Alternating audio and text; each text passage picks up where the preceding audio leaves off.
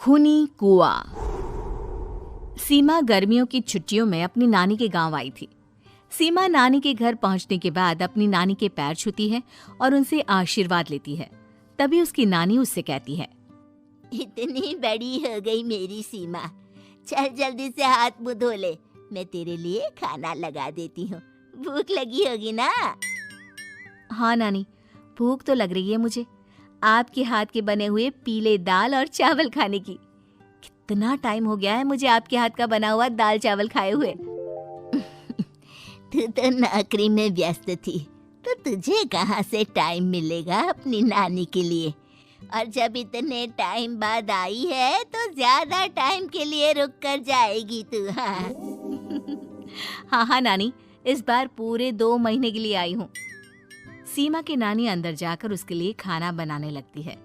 सीमा कमरे में अकेली होती है, तभी उसे किसी औरत के रोने की आवाज सुनाई देती है।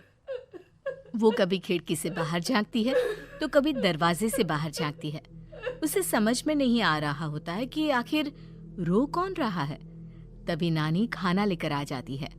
वो अपनी नानी से कहती है, नानी, कोई औरत रो रही है क्या? मैं जब से यहाँ आई हूँ तब से मुझे यहाँ किसी औरत की रोने की आवाज आ रही है। हे भगवान, कहीं ये वही तो नहीं? बोलो ना नानी। अरे कोई नहीं रो रहा, ये तेरे मन का वहम है। और तू ना अब खाना खा ले, ज्यादा यहाँ वहाँ की बातों में ध्यान मत दिया कर। जल्दी से खाना खा और फिर मेरे साथ आ जा मेरे कमरे में, दोनों बैठकर खूब सारी बातें करेंगे। ऐसे ही अगले दिन सीमा अपनी नानी के साथ गांव के बाजार जा रही होती है। उसी रास्ते में फिर से किसी औरत के रोने की आवाज आती है। वो अपनी नानी से कहती है, अरे नानी, क्या सच में तुम्हें अभी भी किसी औरत की रोने की आवाज नहीं सुनाई दे रही? मुझे किसी औरत की बहुत बुरी तरीके से रोने और चीखने की आवाजें आ रही हैं। मैं बहुत परेशान हूँ नानी, आखिर ये कौन है? मुझे लगता है कि सीमा को शहर भेज देना चाहिए, यहाँ रहना उसके लिए ठीक नहीं। नानी बोलो ना, आप चुप क्यों हो जाते हो? सीमा, तू घर चल, मुझे तुझसे बहुत जरूरी बात करनी है। नानी सीमा को घर ले आती है और सीमा से कहती है, सीमा, कल सुबह तू शहर वापस चली जाएगी। अरे अचानक? आखिर क्या बात है नानी, आप मुझे ऐसे जाने को क्यों कह रही हो? मैं बस जो कह रही हूँ उस पर ध्यान दे। तू कल सुबह यहाँ से चली जाएगी, और ये बात मैं कोई मजाक में नहीं बोल रही। तू कल जाएगी तो मतलब जाएगी। अरे नानी, चली जाऊंगी मैं, ठीक है, पर आखिर बात क्या है ये तो बता दो। मम्मी से कोई बात हुई है या फिर मुझसे कोई गलती हुई है जो तुम मुझे अचानक से जाने के लिए बोल रही हो? देख सीमा, रात बहुत हो चुकी है और मुझे इस बारे में कोई बात नहीं करनी। चल, अब चल के मेरे साथ सो जा। सुबह की बस पकड़कर तुझे शहर भी तो जाना है। सीमा को अपनी नानी का ऐसा व्यवहार देखकर बहुत ही अजीब लगता है। उसे कुछ समझ में नहीं आ रहा होता है कि आखिर उसकी नानी उसे अचानक से गांव छोड़कर जाने के लिए क्यों कह रही है। ये सारी बातें सोचते सोचते सीमा की आंख लग जाती है और वो अपनी नानी के साथ सो जाती है। ऐसे ही आधी रात को सीमा को फिर से किसी औरत की रोने की आवाज सुनाई देती है। वो उस औरत की आवाज सुनकर बार बार करवटें बदल रही होती है और तभी उसे सपने में भी एक अजीब सी औरत की परछाई दिखाई देती है, जो इतना चीख चीख कर रो रही होती है कि सीमा डरकर उठ जाती है। वो पूरे पसीने पसीने हो रही होती है। वो अपने आसपास देखती है तो घर में बिल्कुल शांति का माहौल होता है। सीमा घबरा जाती है। वो अपनी नानी को जगाने की कोशिश करती है, मगर उसकी नानी नहीं जगती। सीमा को फिर से उस औरत की रोने की आवाज सुनाई देती है।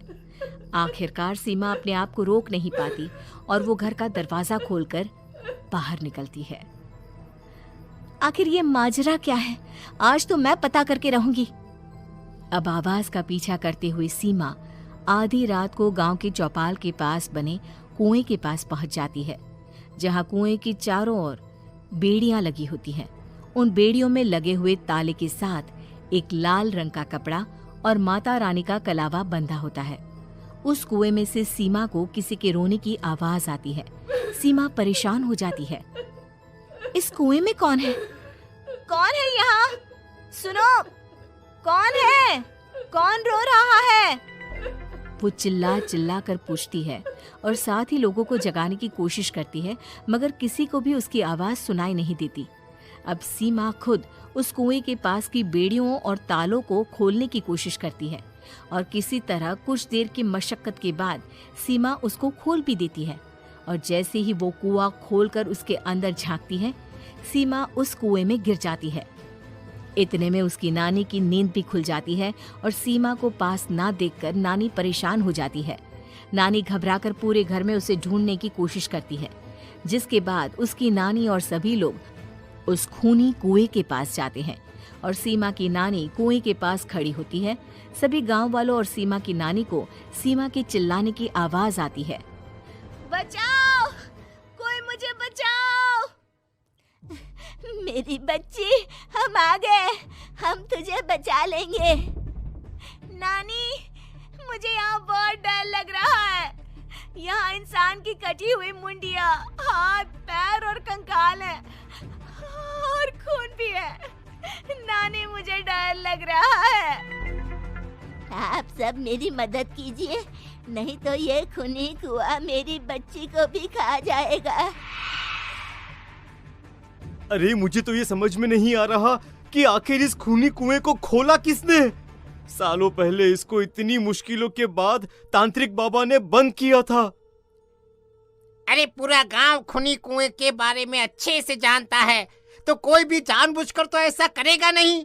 मतलब किसी ने अनजाने में इसे खोल दिया है भैया।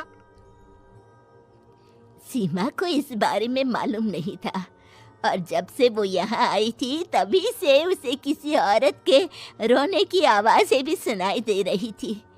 कहीं सीमा ने ही तो उसे नहीं खोला। अगर ऐसा है तो फिर सीमा का बचना बहुत मुश्किल है। वहीं कुएं के अंदर सीमा रोते हुए बैठी होती है कि उसे आवाज सुनाई देती है जो कुएं के बाहर खड़े गांव वालों में से किसी को सुनाई नहीं देता। आज सालों के बाद मुझे ताजा खून मिलेगा। तेरा खून पीकर आज मैं अपनी प्यास बुझाऊंगा।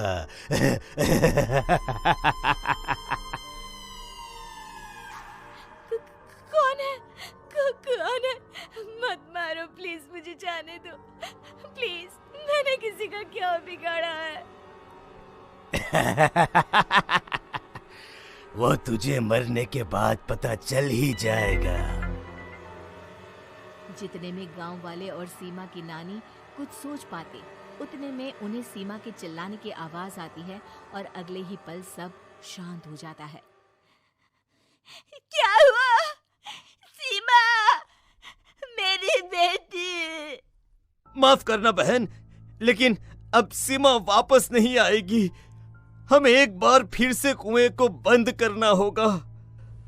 गांव वाले तभी तांत्रिक को बुलाकर लाते हैं। एक बार फिर अपनी शक्ति से तांत्रिक बाबा उस कुएं को हमेशा हमेशा के लिए बंद कर देते हैं और वहां एक बोर्ड लगा दिया जाता है कि यहाँ आना मना है।